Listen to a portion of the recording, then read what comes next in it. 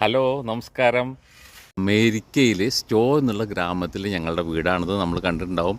ഇതിന് 2 ഗ്യാരേജ് ഉണ്ട്. കാരണം 2 കാർ എല്ലാ വീട്ടിലും ഉണ്ടാവും. കൊറോണ കാരണമാണ് നമുക്കിപ്പോൾ ഒരു കാറുള്ളത്.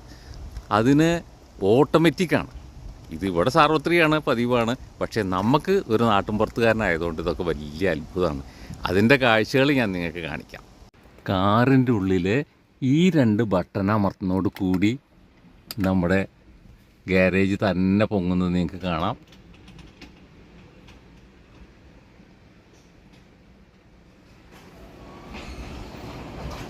ഗ്യാരേജിൻ്റെ ഉള്ളിലെ ഈ ലൈറ്റ് അമർത്തുന്നതോട് കൂടി ഗ്യാരേജ് അടയുകയും ചെയ്യും.